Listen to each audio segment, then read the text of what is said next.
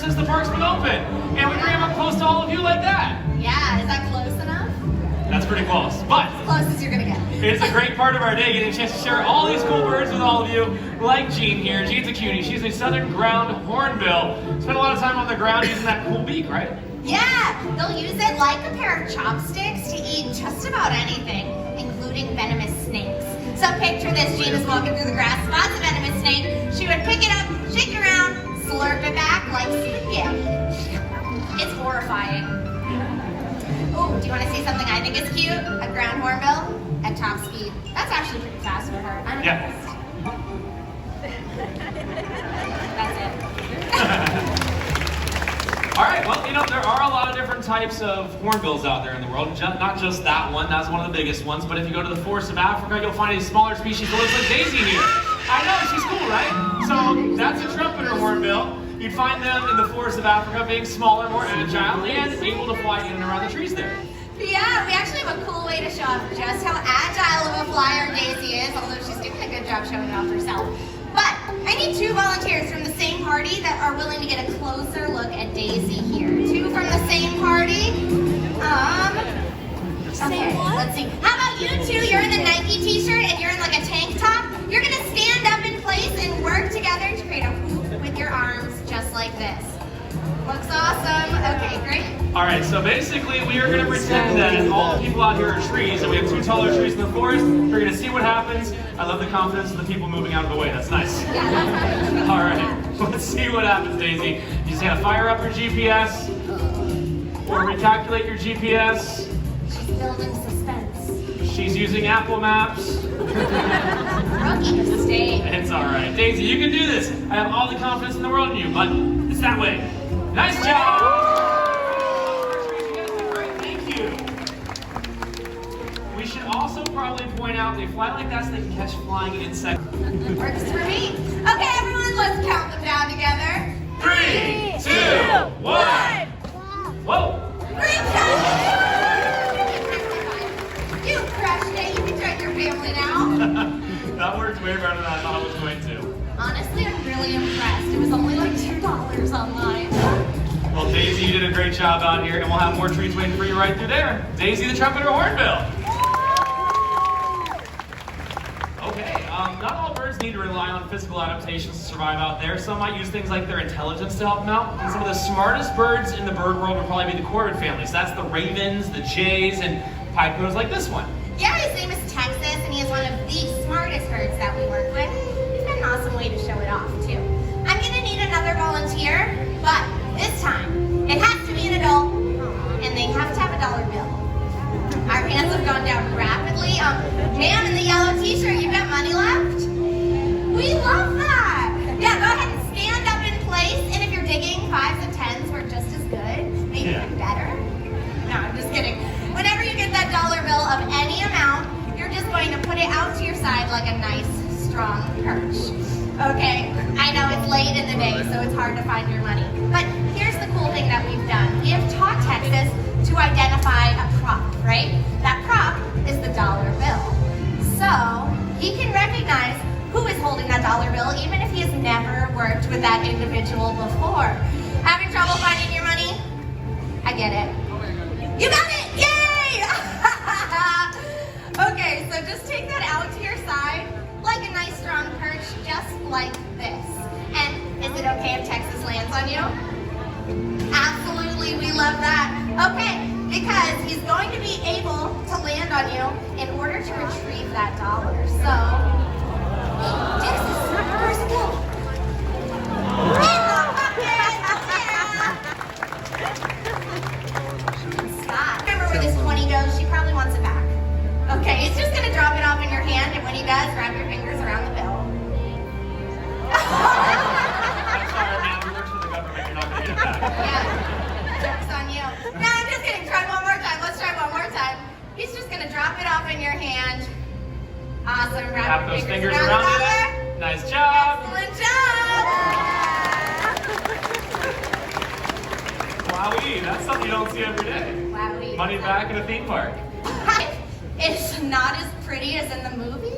So I'm gonna make sure these ladies get home safe. I'll be back for the owl. Okay, well, chickens are gonna be fine with Ray, so we're gonna be flies lower. So now you know. But put your cameras up, you get some great photos, and listen to this. Yeah, cool thing is, a bird that size doesn't make any noise at all if it's an owl because they have specialized feathers that allow them to fly silently. So he's going to sit up there in a tree waiting until an animal gets close to him. They'll spot the animal and they'll fly down in the last second. Many animals can do that, only our parents, right kids? Yeah, pretty cool. Now, on top of all of those things, he also has some excellent eyesight. Those really big eyes help in the reduced lighting around nighttime, so he can see by starlight and moonlight.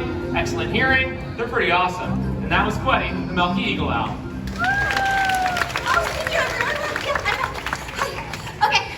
Chickens, they're home safe.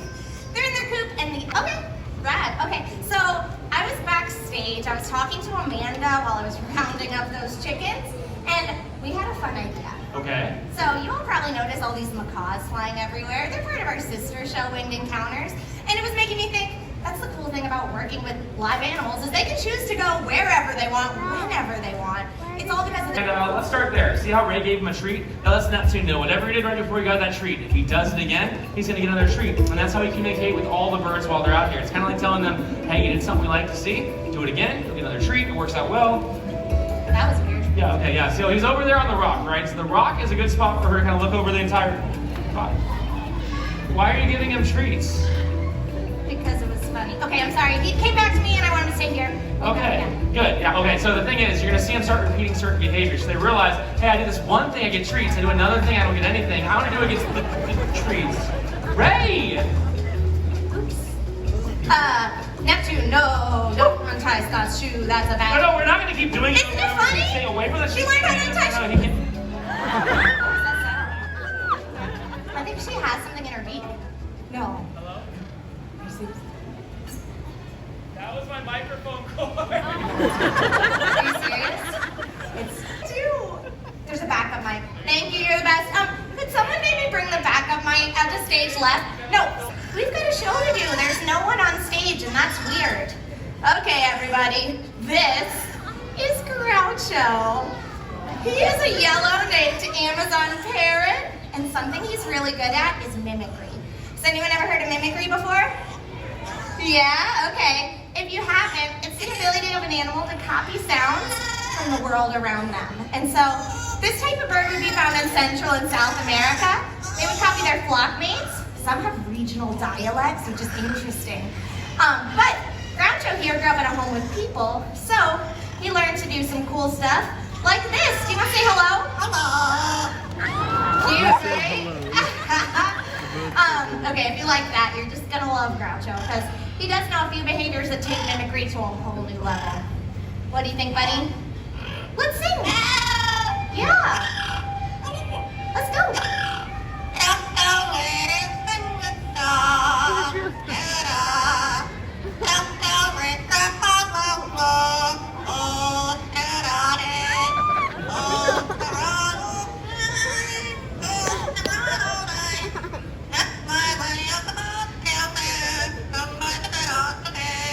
Good job, buddy. Cute, right? Okay, yeah, so that was Camptown Races. Ooh, actually, buddy, this has been kind of a weird show for me. Could you give them a kiss?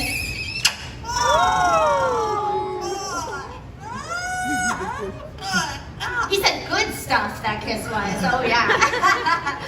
Okay, so you heard Camptown Races. Now, the cool thing is that's not the only song that Groucho knows. Groucho knows 7 different songs from start to finish. He is so incredibly smart. So, do you want to see if he feels like singing one more? Yeah! Okay, buddy. We heard Camptown Races. Do you want to sing another song? Yeah. Come on. Let's go. Uh-huh.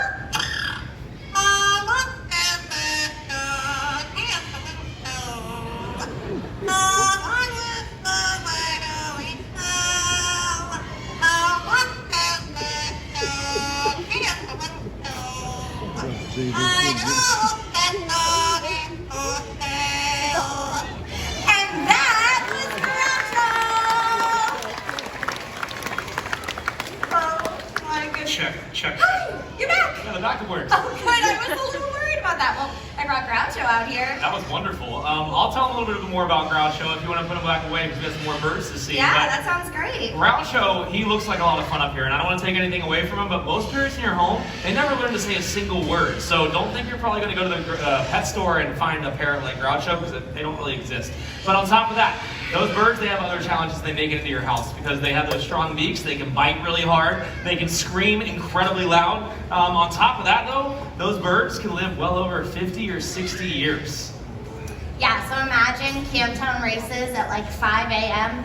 every single day for 50 or okay? Everyone, that's Boris. He's a pterodactyl. Okay, not quite that big, but he is pretty large. That's a marabou stork, and they're one of the largest flighted birds in the world. Love him. Yeah. Okay, if you can, it's so important because they eat carrion, which is a fancy word for dead stuff. It sounds gross, but when an animal dies out in the wild, a bird like this will clean up the mess.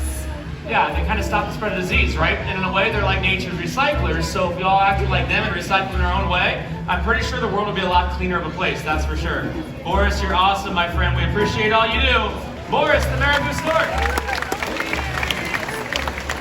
Okay, that was an awesome idea. Yeah, I love Boris, and he's a really cool bird to showcase how beneficial birds can be. They don't just help out other birds, but they help out other animals, even people, right? Yeah, completely. So if you think about what certain birds eat, they might eat things like bugs, and those bugs can harm farmers' crops. They can spread disease. So you really want to have those birds around that eat bugs. And I was thinking it'd be kind of cool to meet one of those types of birds. If you go to Africa, they have a really unique looking one that looks like that. Right. That's a crown crane. His name's Fraser, so that makes him Fraser Crane. I think one person liked that joke. Also true. He's never flown down to me, so do you mind calling him to you? I mean, I can, but I do it every day, and I was thinking ways we can begin to build relationships with each of the birds that we work with by pairing ourselves with something that they already find reinforcing or something that they already like. Fraser, this way, buddy. Fraser. That way looks good too. Strong start.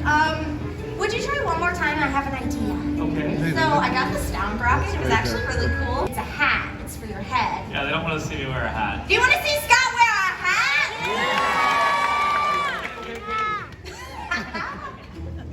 You look like Guy Fieri.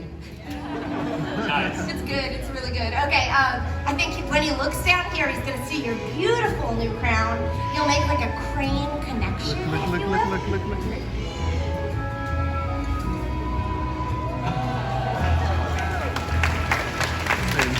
That actually works. Yeah. You think it was the hat? No, are you kidding? No, the hat was for all of us. Right, so the treat's then. Yeah, it was the treats, the training, all the relationship building. It all paid off. You just needed that little confidence boost, and nothing says confidence like that hat. Fraser Crane, everyone. And Justin Timberlake from 2003, everyone! Quite the look. Such a good look. Okay, I know the hat was silly, right? But it does just go to show how far we'll go to build the relationships that we have with each of the birds that we work with. And I think each and every one of us here today can take a closer look at the relationship that we all share with the world around us. That's true. We can do a lot of things to help out animals, and my favorite example of that is the story of the national bird of the United States of America, the bald eagle. Everyone, we'd like you to meet Hope. And Hope here actually was injured in the wild, and because of that, she wouldn't be able to survive on her own out there. So she lives here with us to act as an ambassador for her species and to share a very important message. Because not long ago, bald eagles like her were placed on the endangered species list. And their numbers were dropping so low, so fast, it was feared people would never see these beautiful birds in the wild ever again. But something amazing started to happen. People took notice, and they took action. They cleaned up waterways where bald eagles were fishing, and they stopped using a chemical pesticide called DDT, which is one of the major reasons for their decline. Yeah, and I think the coolest part about that story is the reason we can all hear this beautiful call is because people just like all of us work together to bring them back from the brink of extinction. That's exactly right. Everyone's efforts did pay off. The numbers started to climb, and they rose so high that the bald eagle was taken off the endangered species list. That's a pretty cool conservation success story that goes to show we can do little things around the planet to help save wild